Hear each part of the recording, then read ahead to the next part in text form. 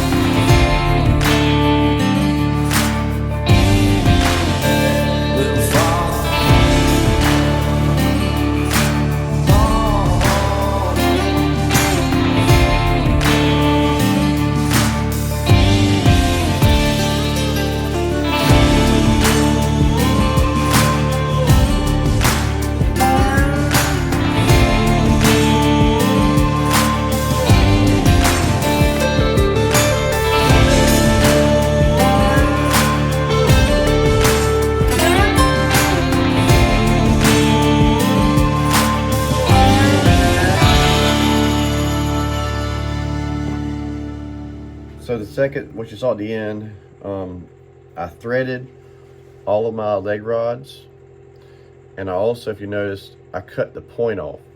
And mainly what that does is, especially like on the limbs from Mackenzie or anybody else's artificial limbs, if you leave that point, it might stick off the bottom of your limb whenever you drill your holes. So I always just cut it off. And it's very important that whenever you're threaded this, if you cut it off after you run your die back down, you're gonna have to rethread your screw, or your nut might not go on there. So I run it up about a ½ an inch or so, cut it off, continue running, and then that way when you back your die back off, it rethreads that, or what you messed up with the bolt cutters whenever you cut that piece off. So let me find my other one. So this bird is going to be the one that's going to be stepping. So if you can see, this will be the back leg. I'm sorry, this will be the front leg, and this will be the back leg. And the back leg, since the heel will be elevated, I have to move where the wire or where the rod comes out farther up the foot to keep this heel up off the ground. Whereas this one's going to be in the front, it's going to be his heel will be flat on the ground. And we'll go over that a little bit more when we put them on the base. This bird is going to be on a roost limb. I'll straighten that up later. But basically those just come out the same place, right between the pad, which is right here, and the middle digit, which is right here. Be in there here. Pad, first joint, and just somewhere in that area, because turkeys don't balance on their heel. They balance kind of between that heel and that first joint. And then the third one is the one that's just gonna be flat-footed, and both of those come out the same place. And then also the added advantage to the threaded leg rod is once we put them down, we can pull this foot down onto the base and get it good and flat while it dries, because we run that 1024 nut on the bottom side up to the base. So it's also, whenever you're threaded your rods, it's very important to put some type of lubricant on there, whether it be cutting oil, regular, I use just motor oil, and you saw me in the time lapse, I just dipped the end of it in there and then run it up. And that dye is a snap-on dye. It's still probably gonna be kind of warm. No, it's not too bad. It is a snap-on dye, 1024, and I use it on a 5/8 inch deep wall socket. And it's even though I still put cutting oil, it still gets really, really warm. And for the socket for the nuts is a 3/8 inch deep wall and a 1024 lock nut.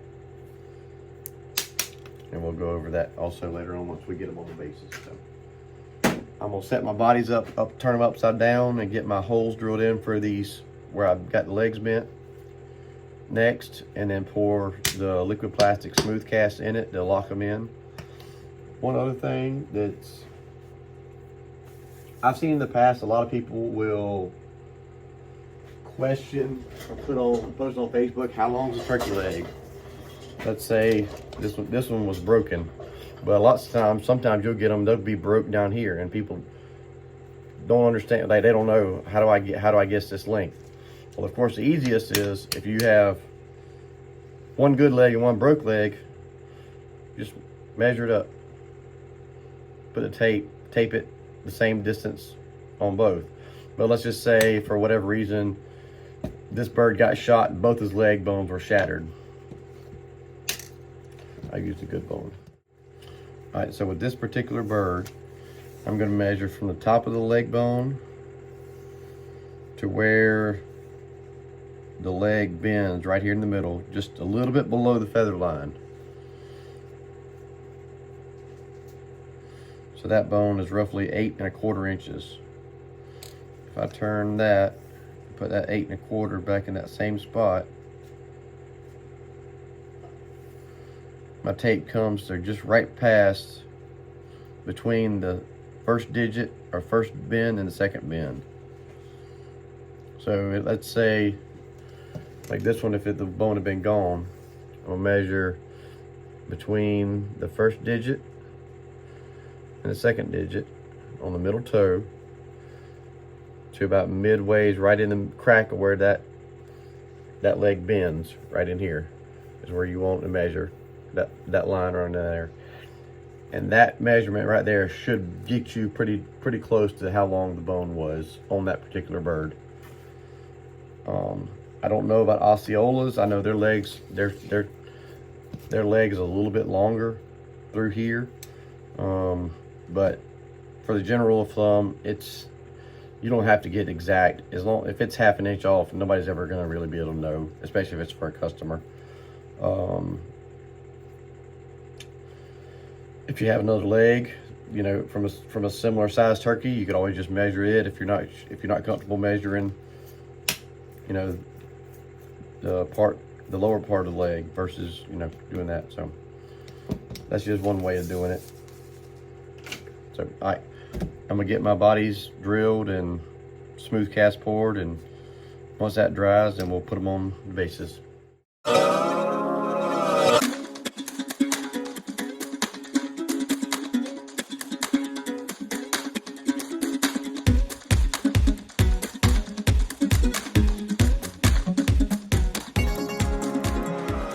All three of my smooth cast legs are solid now. So I'm gonna go in order. I'm gonna do the walking bird first, then the standing still bird, and then the roost bird. I have three. All this is some 4x4s with a 2x8 on top. I think all three of them are the same, but one's a 2x6, the one that's gonna be on the limb, I think. So this is gonna be time lapse. And at the end, whenever I get everything set up, I'll show you a closer up of each set of feet and roughly how far spacing and all that.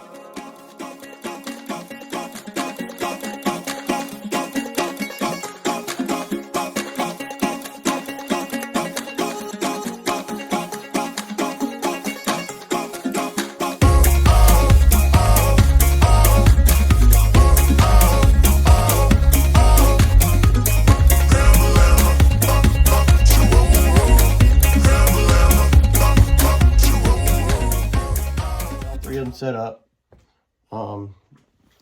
There's your stander, and generally when a turkey's standing, their toes are, sometimes these toes touch, sometimes they don't, sometimes their heels in right here, sometimes they keep them out. It's just, I like to try to keep them just kind of symmetrical. It's easier. The roost bird, all this is a piece of 2-inch PVC pipe cut in half.